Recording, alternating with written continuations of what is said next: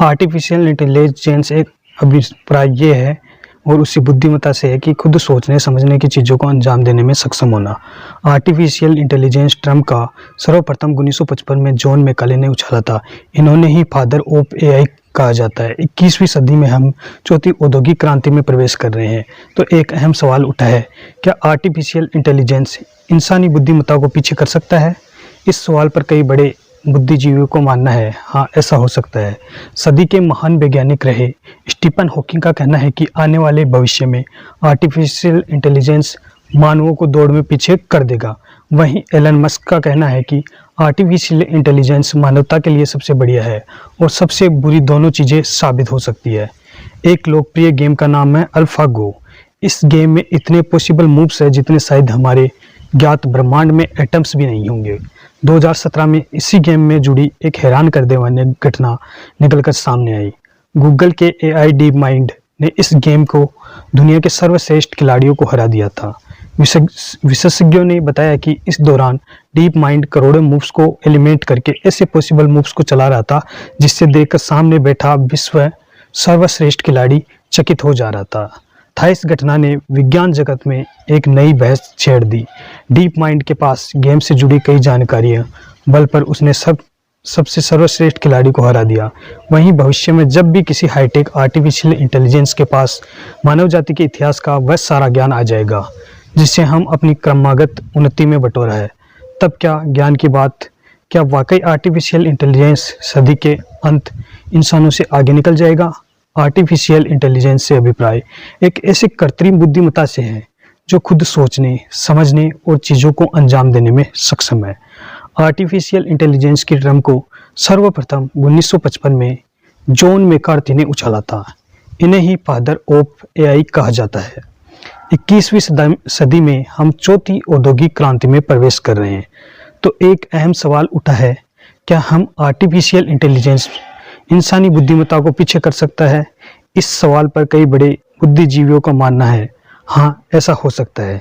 सदी के महान वैज्ञानिक रहे स्टीफन हॉकिंग का कहना है कि आने वाले भविष्य में आर्टिफिशियल इंटेलिजेंस मानवों को दौड़ में पीछे कर देगा। वहीं एलन मस्क का कहना है कि आर्टिफिशियल इंटेलिजेंस मानवता के लिए सबसे बढ़िया और सबसे बुरे दोनों चीज़ें इसमें साबित हो सकी। इंसानी दिमाग पैटर्न समझ में काफ़ी तेज होता है। इंसानों की यह काबिलियत उसे बाकी जीवों से अलग बनाती है। इसी पैटर्न को हम समझने की ताकत के लिए इसको विकसित किया गया है। सभ्यता और आविष्कारों को इसने जन्म दिया है। पैटर्न समझने की शक्ति अब हम मशीनों को देने जा रहे हैं।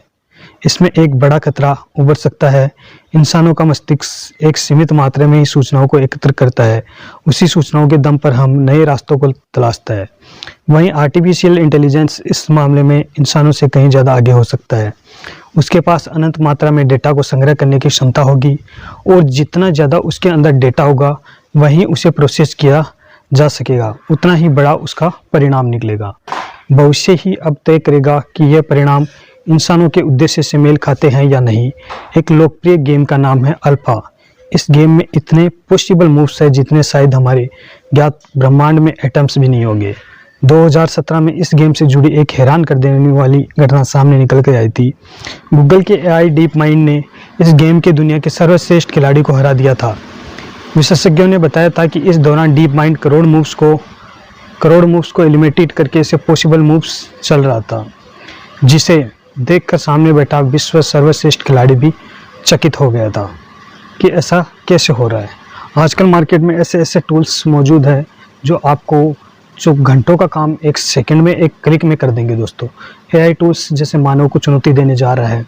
जैसे जैसे मानव सोच रहा उससे कहीं एडवांस लेवल पे एआई टूल्स पहुंच चुके हैं। एआई से जनरेटेड जो रोबोट होते हैं वो आपका हर काम कर पाएंगे, यानी कि मानव का जो अस्तित्व है वो एआई टूल से बहुत ज़्यादा खतरे के अंदर आ चुका है, क्योंकि अब ज़्यादातर काम होंगे वो रोबोट्स करेंगे। और वही चीज़ है कि अब लोगों को जो काम सीखने में 10 महीने लगते थे, एआई टूल उसको 5 सेकंड में पूर्ण कर देता है।